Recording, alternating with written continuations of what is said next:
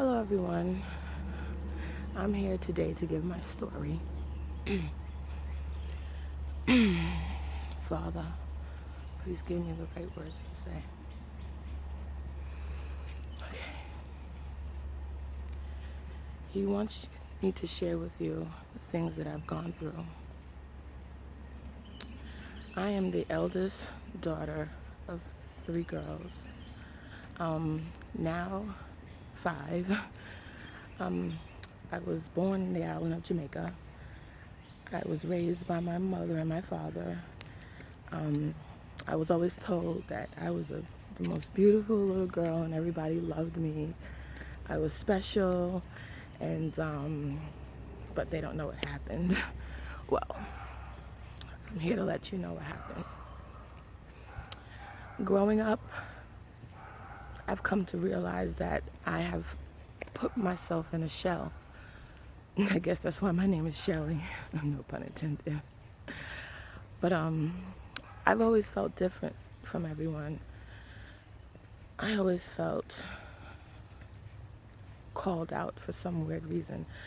I always had a voice inside of me that always would let me know who I am and how special I was. I never really understood it, but nonetheless, that was my experience. I grew up with my mom, and I know she did the best that she could, but she wasn't the most nurturing to me. I didn't have anyone there to really teach me the things that I needed to know as far as nurturing and love was concerned. So I guess with all of that, I grew up very, closed in, not knowing that I wasn't happy, because I felt happy, I felt good. I walked around and I felt like everything was fine because I was always told so by this voice inside of me, but not aware that I had some things going on inside, which then now I realize led me to having appendicitis and having my appendix removed, and at a very young age, and different things of that nature. I love my parents. My dad, he was a hard worker. From what I know, he's always been a man of principle, very righteous. From my eye, he always did right. He was always there to support his people, but he just was never home. And I wanted him there because I loved my dad.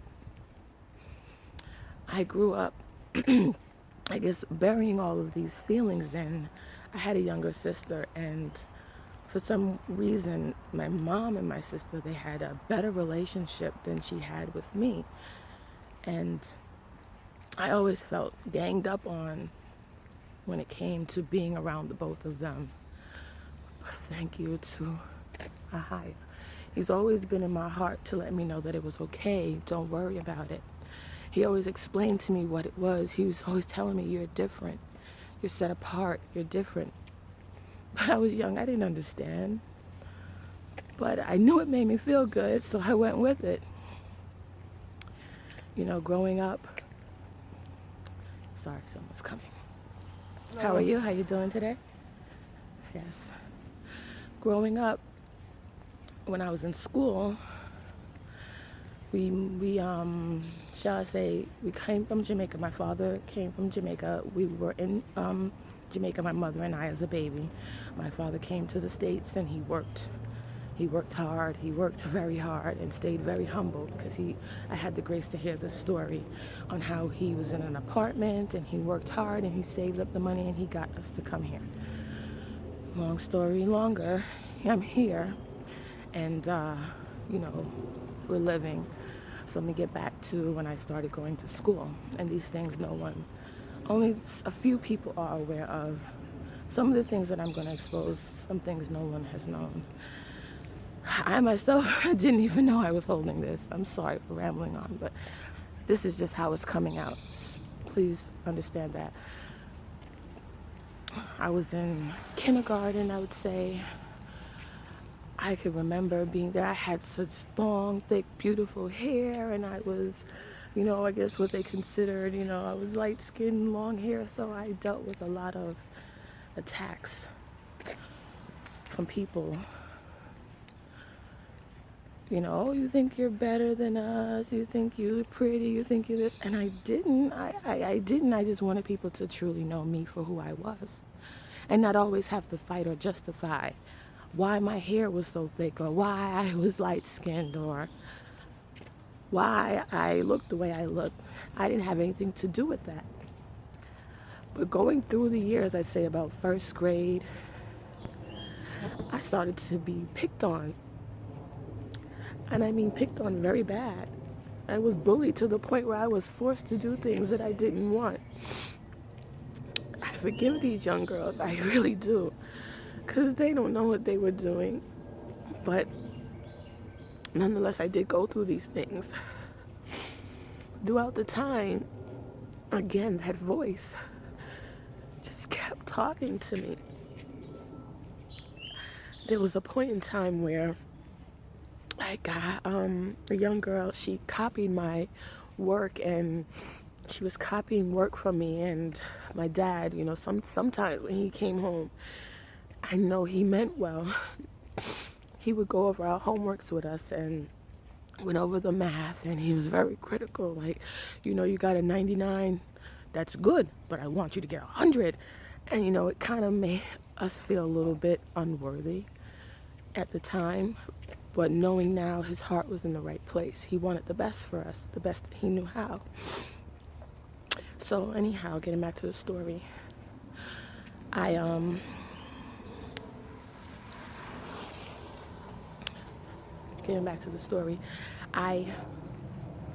my homework was then corrected and changed. So we were in class, and, you know, everybody's sitting there going over the work. And of course, the young ladies who copied the work from me, they still had the same answers, but mine were different. You know, so I was getting some of the answers correct, and, you know, and one of the girls, she got one of the answers wrong. You know, it was still one of the answers that I had on the paper, and everybody was laughing. And then she pointed out to me, and she was like, be quiet. You know, before back then it was mush you in the head. And something inside of me just was like, no, I don't have to put up with this anymore. And I told her no, because this was in front of everybody. Nonetheless, she came up and she did exactly what she said she was gonna do. She mushed me right in my head. But then I got up and I punched her. God forgive me. But at that moment, it felt so great. I'm not even gonna lie, because I conquered my bully. And at that moment, someone else raised up. A new person was made that day. No one was gonna bully me anymore. No one was gonna disrespect Shelly anymore. Because at this point, I felt I had a voice.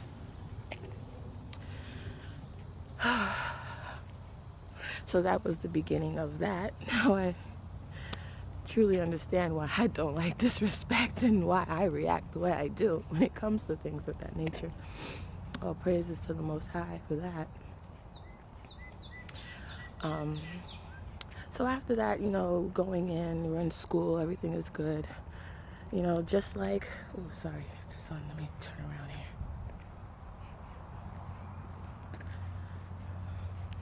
Sorry.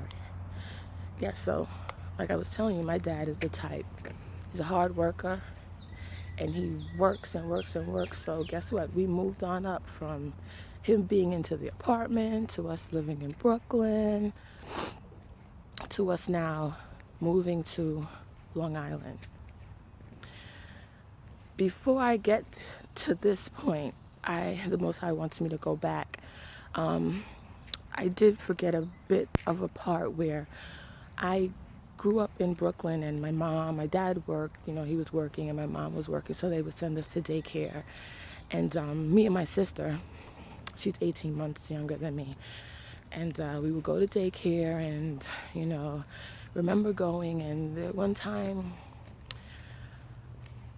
still kind of vivid, but this is what I remember. I remember being there. I remember being around a bunch of kids and being in a room with a bunch of boys. It's still not clear completely, but I can remember a bunch of boys around and my back being on the bed, and I guess maybe they were fine playing with me. I'm sorry, this is the best way that I can explain it. I just can't fully remember. I believe that they just were fondling me and different things of that nature. So it, I was curious about why. Why were they doing this to me, you know? And all I can go through is I just remember images that the Most High is showing me in my head of different things. I may not be able to give you the exact know-how as to how, but nonetheless, I remember this image that is constantly in my head is me as a young girl. There must have been a little kid in the corner. I can't even see his face. All I remember is that I was curious, and I started to wanted to know, okay, well, what is it that they have, you know? And it started making me think about these things, I guess, a little bit more earlier than I should. And, you know, I was looking, and now that I think about it, I was molesting this young boy. But it wasn't anything of my knowledge. I was innocent, and I really was curious. I wanted to know because nobody spoke. There was no hugs, there were no kisses, there was no I love you. It was more, go, go, go, get out, get out. So I kind of was left to do what is natural within me, is learn on my own and figure things out, which is my innate ability, is to just figure life out as I go. So with all of that in me, and now I'm knowing, it was all stored up in me because I have some kind of a way to block things out and not remember or just keep on going, because like I said, that voice inside of me just always kept me going, you know. So coming back into the time now where, you know, my dad was working, we're moving up, and he's making money, and he's decided that he's gonna have his business. He's opening up a business. We moved now to Queens. We're moving up from an apartment. We're having a house, and you know, it was a wonderful experience. You know, it took a toll on me because I had friends that I had made,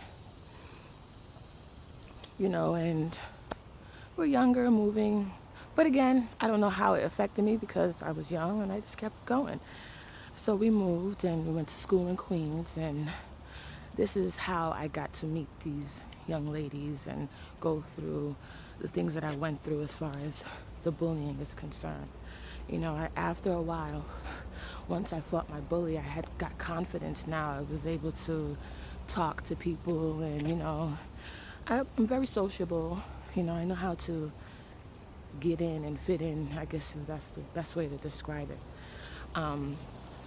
I met a young lady, and me and her became friends, and really good friends really quick.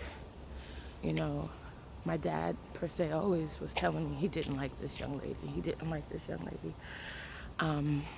I guess because he started to see a change within me through this friendship. So, you know, hanging out with her was cool. It was good to have a friend that was in the neighborhood. I would go by her house, we would hang out, and it was wonderful. She was my best friend. I mean, everything. Then I became introduced to things like smoking weed, and you know, she was very sociable. She lived more closer off the main street. She had a lot of friends, so it kind of opened me up to a whole new world because my parents were very strict. We couldn't go outside past the gate sometimes, you know, riding our bike. We lived on a dead end block. So this was like a whoo, an experience that I loved because it was fun. You know, I had someone to talk to, someone that was there for me, and it was wonderful, you know. So through all of that experiences, I've learned a lot. Yeah, so started partying, going out, hanging out with all kinds of people, meeting people, having fun. Oh, it was amazing, and I'm there, I'm trying to hang out, and when naturally inside, I'm a shy little girl, you know, but I did what I had to do because it was fun and I enjoyed it and I didn't want it to stop. And I really liked the girl. She was my friend. You know, there was times where I had cutting parties and had kids in my family house. I mean, thousands of kids in the house, and I was starting to give trouble because now it was like the cat was out of the bag. I was done. I felt I didn't have to go through this anymore. I was having fun. I was having cutting parties and going to cutting parties, and we're talking about boys and, oh, when we get to this age, we're gonna do this. We would even go to church together. There was a church called Shekinah. We would go to church together. And then while we were in church, we're talking about boys and we're laughing and we're giggling on our knees. We were doing all of that.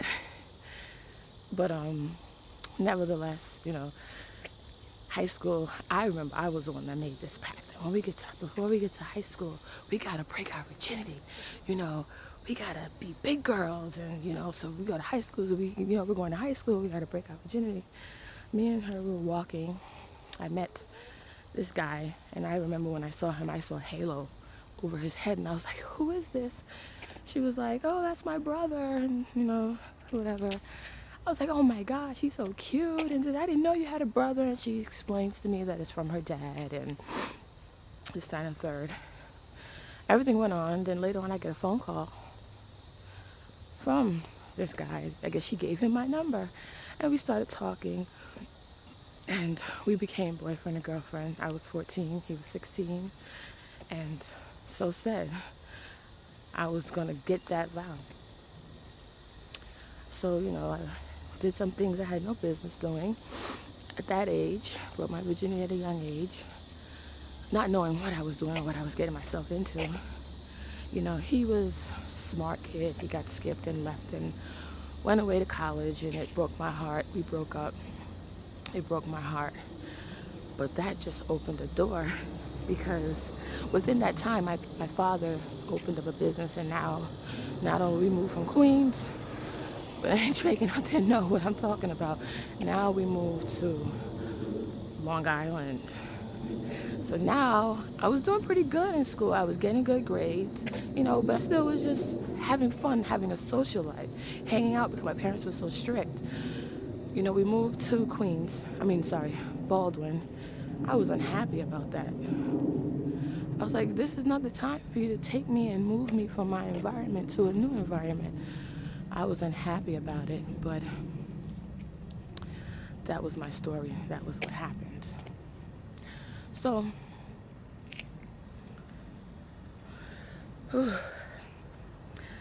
that opened up a door for me that I wasn't aware. I became very promiscuous now because I felt love, and I wanted to continue to feel that because, again, I didn't have that at home. So the streets began to grow me and began to teach me some things, not some good things at all. I started meeting guys, and when I got to the school, of course, oh my gosh, this is the new girl. She's pretty. She has long hair, and all the guys were just loving after me and things of that nature. This awoken something in me that I didn't know, because now I remember, and I'm sorry, forgive me, because he's telling me again to go back. I forgot to say that I was molested by my cousin, but at the time that it was happening, I was liking it secretively, and it just made me feel very ashamed for that, because it was a pleasure that I enjoyed. It was something that felt good, and I guess that's just what I wanted. I wanted to feel good. I've had tons of other guy cousins, and some things have happened with other cousins and people playing around and doing things. This opened up a door. a really, really yucky door for me.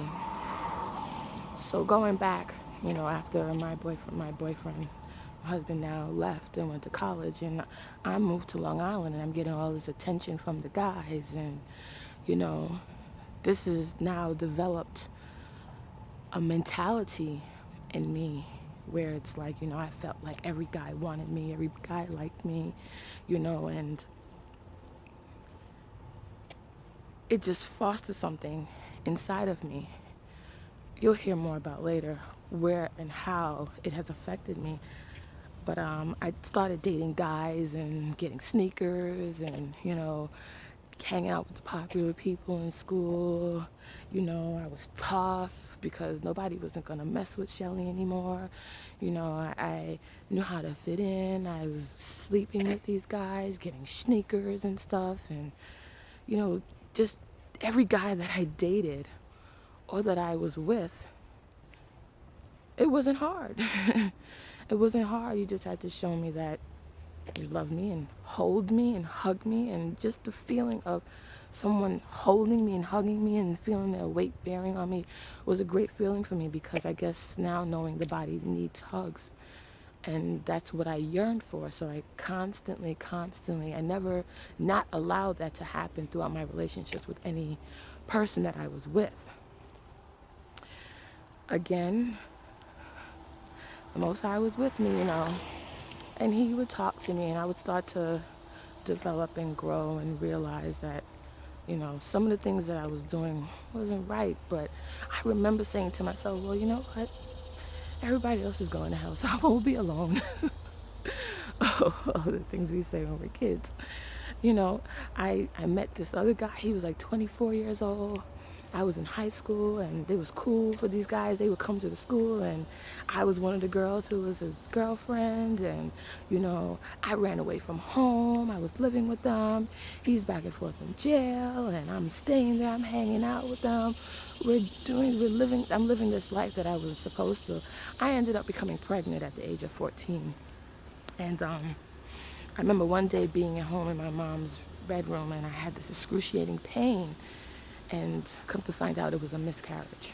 So my family, then found out that I had a miscarriage, and the baby was gone.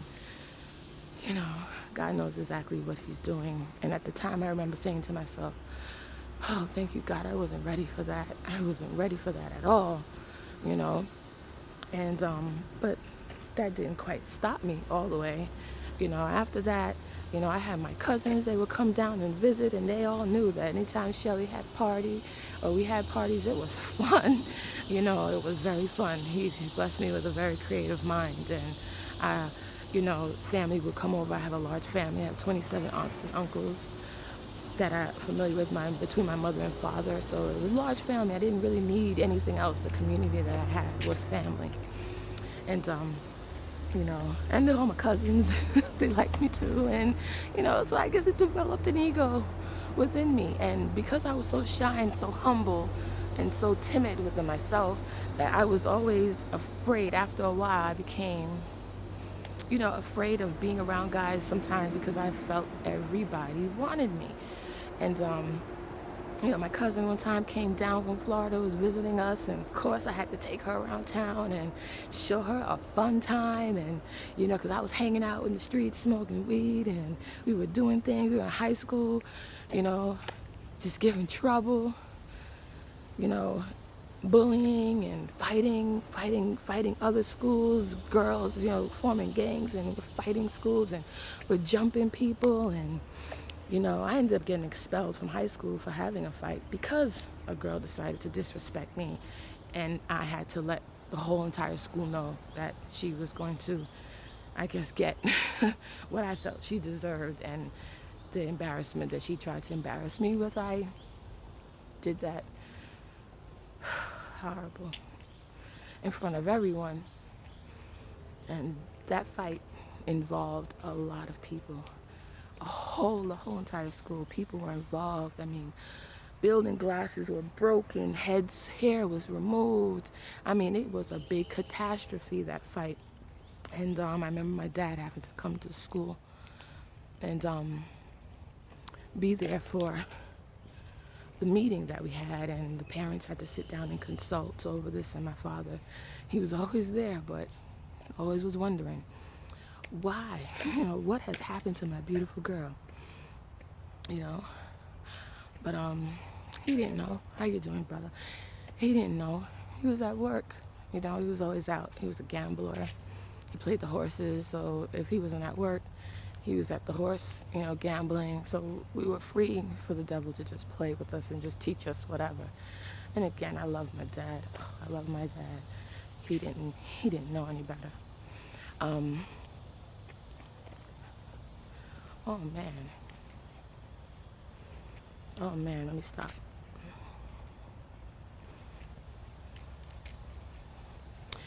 He wants me to go back. Oh, I always try not to talk about this. But he wants me to go back, so I'm going to do it. And whatever the Father says, I'm going to do. When I was in Queens, just before we moved to Long Island, we had a neighbor. And she would come over and babysit us for my mom when she was working, because my mom worked in the city. And she would babysit us and things of that nature. So mind you, I've been molested already. I've had my cousin fondle me and different things of that nature. So she came along and she decided that she wanted to do the same to me. She wanted to touch me and grope me and do things that after a while I felt was very nasty. I didn't like it. But then I got to like it after a while. And began doing that with other people. But then I can't explain. There was just something about me where I couldn't get completely addicted or completely consumed. Like I would be in the midst of a situation, but it wouldn't I can't explain. I wouldn't stay there for long, So we left and went to Baldwin. Again, that's gone way to the back of my mind because there's nothing that I'm thinking about. But these are the things that did happen and I did do for pleasure. I've come to realize that I've become a lover of pleasure, a lover of feeling good and wanting to feel hugged and feel love, So as I was in Baldwin, I never was ever even interested or even, I never dwelled into that because that wasn't right. It wasn't right, and that's just how I saw it. That's just how I felt. My family felt that way. My father sat us down, had a conversation about that. It just wasn't right. So with that, I had to expose that. So now I'm going back to, getting expelled from school, fighting and just, I felt I was defending myself, So, and I won't say that those times were an enjoying time of my life because, my parents were strict and it was fun. I just wanted to have fun, and I managed to make that happen. So after a while, throughout the years, my mother was like, well, if you're not graduating, you should do something with yourself. So she told me to go to hair school because my mother went to hair school. So I did that. She said she didn't get her license and she wants me to make sure that I get mine. I did that because little do they know, all I needed was instructions and guidance. Because once I had guidance and instructions, I did exactly what I was told because there was always something inside of me that wanted to do the right thing. I wanted to do the right thing. I just didn't know what the right thing was. So I believe and I see why the Most High had me go through certain things because I had to figure it out on my own.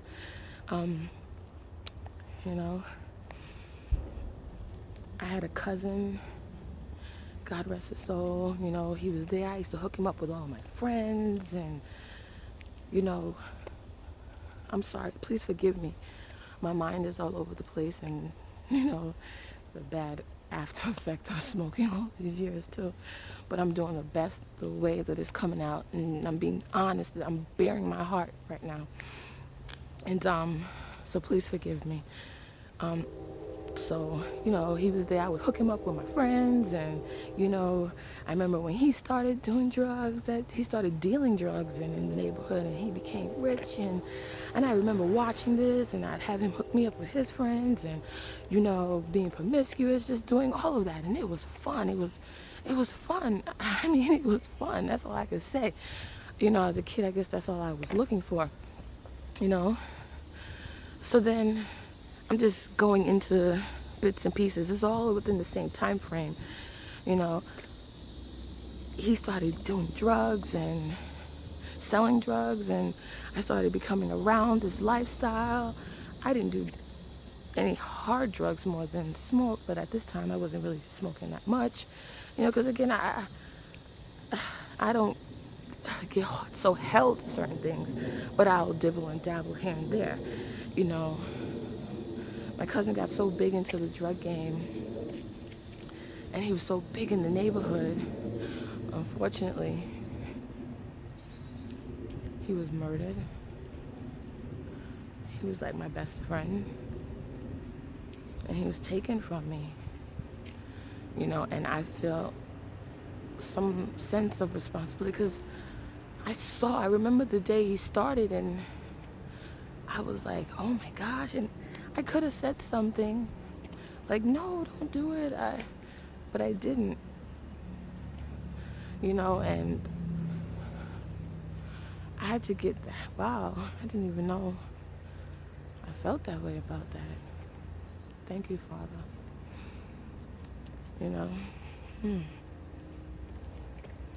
But there's some things that I was involved in, and I guess I thought that was the fast life, and I was enjoying it because it was fun. Again, there goes that word, fun.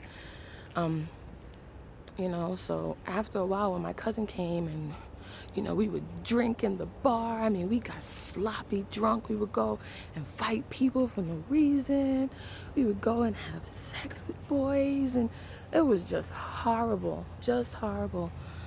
And after that, I was like, I wanted to move. I wanted to leave where I was. Something inside of me, I knew I needed to change. I needed to get out of my environment. And if I didn't, that it wasn't going to be good. I needed to leave.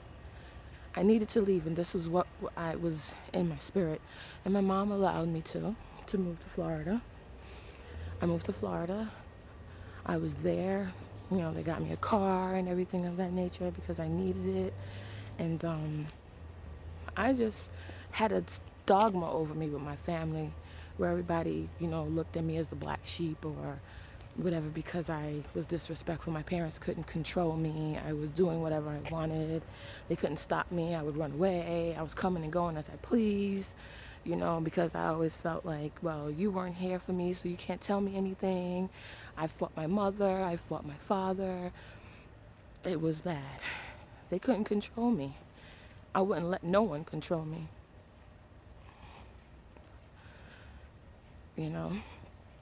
So I left and I was in Florida. It was